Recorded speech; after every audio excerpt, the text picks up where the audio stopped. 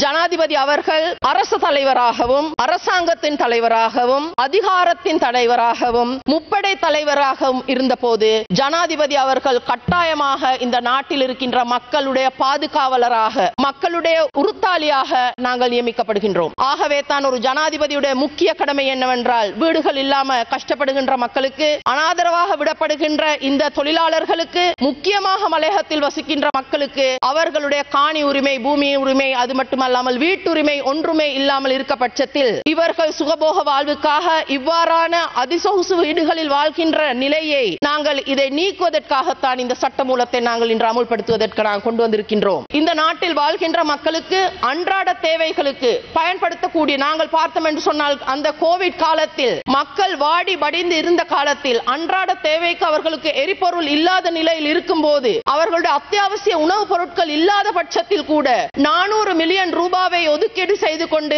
அவர்களுடைய வீடு அசல்களை அமைத்துக் கொள்வதற்காக பயன்படுத்திக் கொண்டிருக்கின்றார்கள். ஆகவே நாங்கள் சொல்கின்றோம், பதவியை இழந்தாலும் சலுகைகளை விட மனமில்லாத அரசியல் கலாச்சாரத்தில் நாங்கள் மாற்ற வேண்டும். பதவியை ஒப்படைக்கும் நாளில் சலுகைகளையும் ஒப்படைத்து செல்லும் அளவுக்கு தாழ்மையான, கௌரவமான, ஒழுக்கமான அரசியல் கலாச்சாரத்தை நாம் உருவாக்க வேண்டும். அதற்காகத்தான் இந்த சட்ட மூலம் உதவும் என்பதை நாங்கள் முழுமையாக நம்புகின்றோம். சட்டத்திற்கு பொறுப்பு கூறல், அரச நிர்வாகத்தின் நேர்மை மற்றும் தேசிய வளங்களை பொறுப்புடன் கையாளுதல் ஆகியவற்றை இதன் மூலம் நான் எதிர்பார்க்கின்றோம். இந்த சட்ட மூலத்தின் மூலமாக அத்துடன் நாட்டு மக்கள் துன்பப்படும் போது சுகபோக வாழ்க்கையை எதிர்பார்ப்பதை நாங்கள் நிராகரிக்கின்றோம். எனவே இந்த சட்ட மூலம் எமது நாட்டில் ஒரு புதிய அரசியல் கலாச்சாரத்தை உருவாக்க வேண்டும் என்பதற்காகத்தான் நாங்கள் கொண்டு வந்திருக்கின்றோமே தவிர எவரிடமிருந்து பழிவாங்கும் நோக்கத்துடனோ எவரையும் தாழ்த்துவதற்காகவோ நாங்கள் இந்த சட்ட மூலத்தை கொண்டு வரவில்லை. இந்த மாகாண சபை தேர்தல் வைப்பதற்கான ஒரு சட்டத்தையும் காணவில்லை. இந்த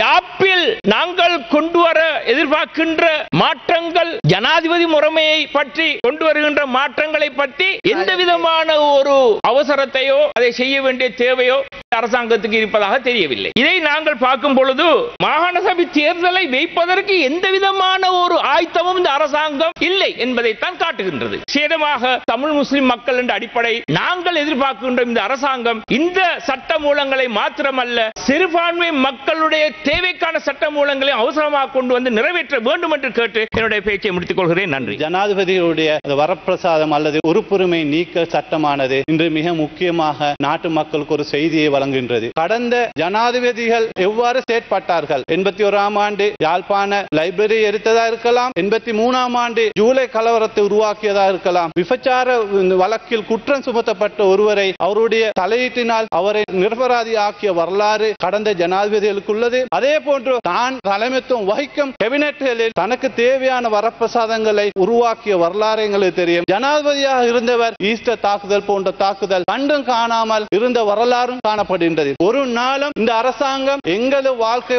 தரத்தை உயர்த்துவதற்காக நாங்கள் ஒரு சட்டம் கொண்டு வரவில்லை. இந்த சட்டங்கள் நாட்டினுடைய வளர்ச்சி, மக்களுடைய வளர்ச்சி, நாட்டு மக்களுடைய சொத்துக்களை பாதுகாப்பதற்காகத்தான் இந்த சட்டங்கள் உருவாக்கப்படுகின்றது. சில ஜனாதிபதிகள் தனது சொந்த தேவைக்காக 400 மில்லியன் ரூபாய்களை அவர்களுடைய சொந்த வீடுகளுக்காக பயன்படுத்திய வரலாறு நாங்கள் காண்கின்றோம். நிச்சயமாக நாங்கள் எமது நாட்டில் உள்ள ஜனாதிபதிகளை அவர்களுடைய பாதுகாப்பு நாங்கள் உறுதி செய்வோம். ஆனால் அவர்களுக்கு எந்த விசேட வரப்பிரசாதம் அளிக்க மாட்டோம். அவருடைய ஊதியம் கொடுக்கப்படும், அவர்களுக்குரிய மேலதிக வசதிகள் தான் இது நீக்கப்படும் என்பதை நாங்கள் உறுதியாக கூறுகின்றோம். நாங்கள் இந்த நாட்டு மக்களுக்கு பொறுப்பு கூறுகின்றவர்கள். இந்த நாட்டு மக்களுடைய வாழ்க்கை தரத்தை உயர்த்துவதற்காக இன்னும் இது போன்ற பல திருத்தங்கள் நாங்கள் கொண்டு வர இருக்கின்றோம். எனவே நாங்கள் மக்களுக்கு பொறுப்பு கூறிய அரசாங்கமாக இன்று நாங்கள் திகழ்கின்றோம். முன்னாள் ஜனாதிபதிகளில் ஒருவர் கடந்த காலத்திலே என்ன செய்திருக்கின்றார்? மக்கள் கோவிட்-19 பிரச்சனையால் வீடுகளிலே அடைபட்டு பொருளாதாரமற்ற நிலையிலே ஒருவேளை உணவு கூட உண்பதற்கு வேலைகளுக்கு சென்று உழைக்க முடியாமல் வீடுகளிலே முடங்கி இருந்த காலப்பகுதியிலே, சொல்லால் துயரங்களை அனுபவித்த அந்த காலப்பகுதியிலே